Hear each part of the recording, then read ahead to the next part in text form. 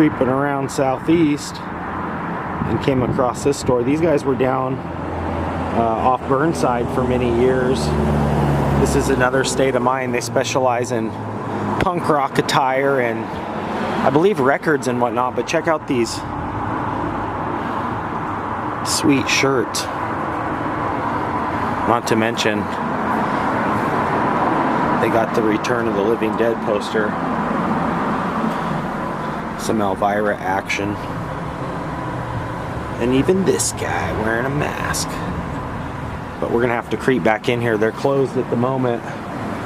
But this place is awesome. I've even got this little spider guy just chilling. Yeah, it's beautiful through here in the morning. A lot of interesting old houses, Victorian style homes. A lot of people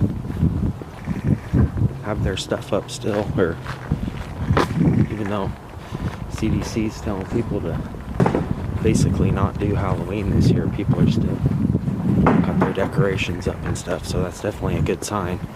But we're gonna keep creeping because we're gonna check out some more Halloween displays around southeast, and then we're gonna creep over to the Lone Fir Cemetery, which we've been to plenty of times before, but today's gonna be a really interesting one. We're gonna visit the tombstone to somebody here in Portland, and also check out some more historical things at that cemetery, so stay tuned. Found this creepy place. Got all these skeletons and stuff. Ooh. I don't want to go too far because I don't want to intrude on. This is good. Look at these guys.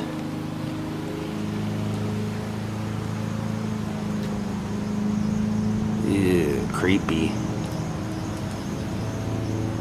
Love it. Ooh, look at that bat.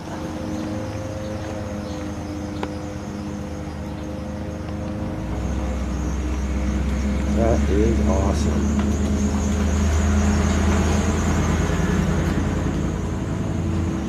Leg and a spider, and there's this guy in the bushes. Ew. Very creepy. Love it. It's like a big skeleton hand and some bones back there too.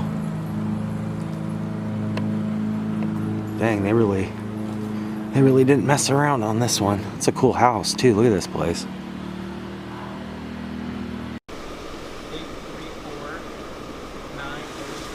A big one.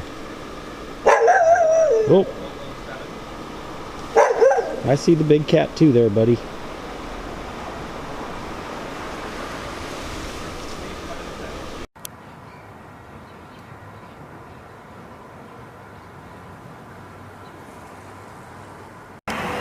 These guys cut their,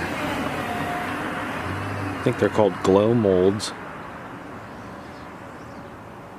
Those are cool. Yeah, I've always liked the little glow molds.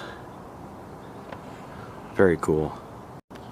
These guys are just chilling on their porch. Howdy, neighbor. Check this out. They're not lit up right now, but if you guys see up top here, looks like they've got some skeletons and some bats. And they've got them on a wire here. It looks like they might cross the path here. That is awesome.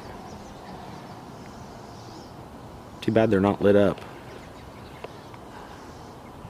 That's a great idea with those bats. Very cool. Alright, you guys, we made it. If you can see behind me here the sign, we are at the Lone Fir Cemetery. It's fairly early in the morning here in Southeast, and we're going to creep around the cemetery. Like I said, there's a really cool, kind of tragic, well, really tragic story of a woman from Portland who was murdered, and in fact, later on, they removed her eyeballs so that they could see in the forensics if they could find the actual person that actually murdered her. And we're gonna go take a look at her grave, pay our respects. We're gonna creep around the cemetery. I'm gonna show you guys the lone fir, which in fact is the reason why this was called lone fir. And we're just gonna enjoy the sights and sounds of this historic cemetery. We're gonna go right down here to section 20 to find the grave of Emma Merlinton.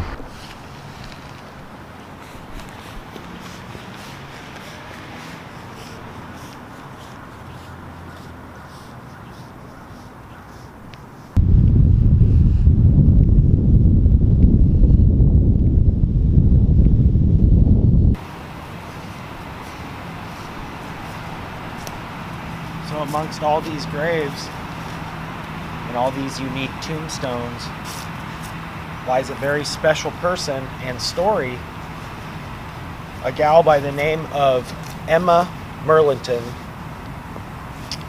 from Portland, was brutally murdered, gagged, bound, stabbed, and they never found the murderer.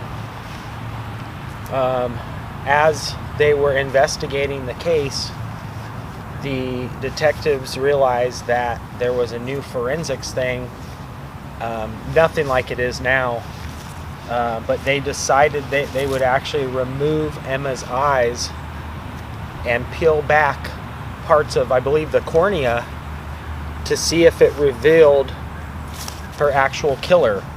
If your eyes hold the imaging of maybe who the last person was that she saw or had actually murdered her. And her headstone is actually just right here behind me.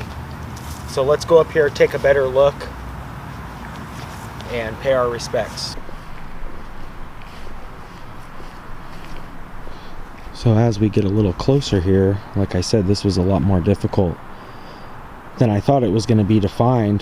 There's actually not really a map here in the cemetery other than just bigger plots and stuff like that, not for individuals. But if you guys can see up here on the actual tomb itself, it reads Anna Janine, and then it says Tingri Lacause. So I'm not sure why the Lacause part was involved.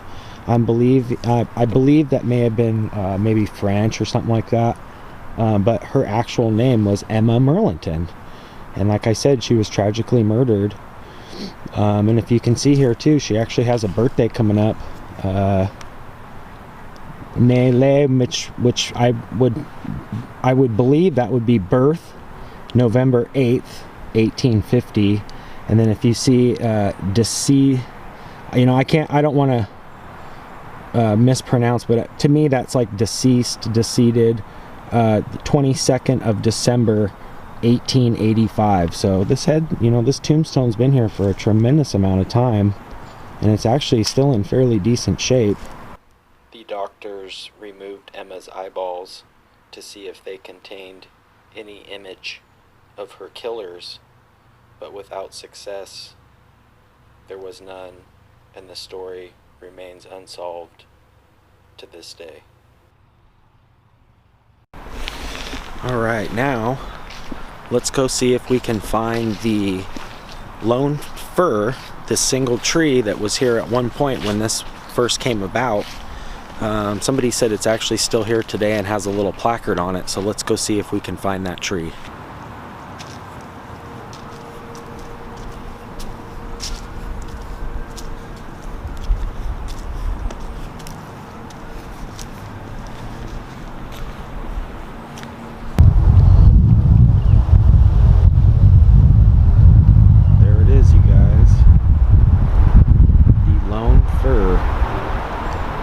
Not so lonely anymore with all these other trees.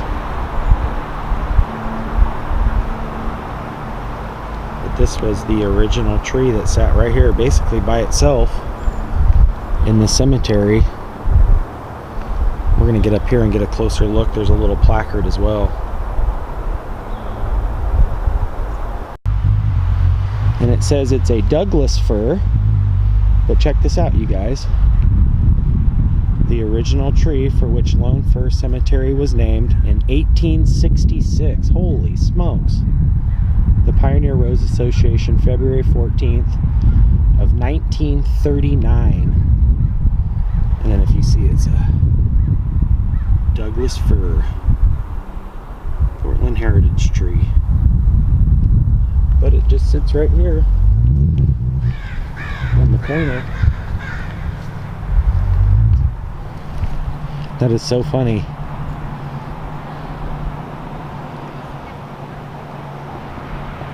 Boy. It's amazing how long this has been here for. Very cool. And there's another headstone I wanted to take a quick look at here before we take off, just because it's so interesting. These are the original owners for the lone fir.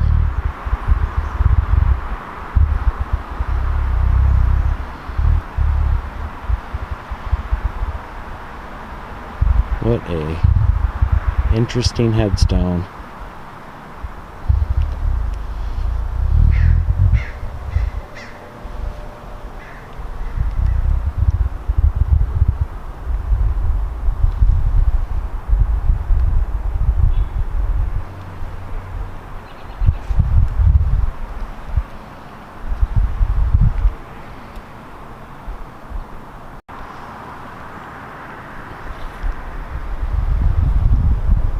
Husband and wife Elizabeth and James Stevens, the original owners of Lone Fir.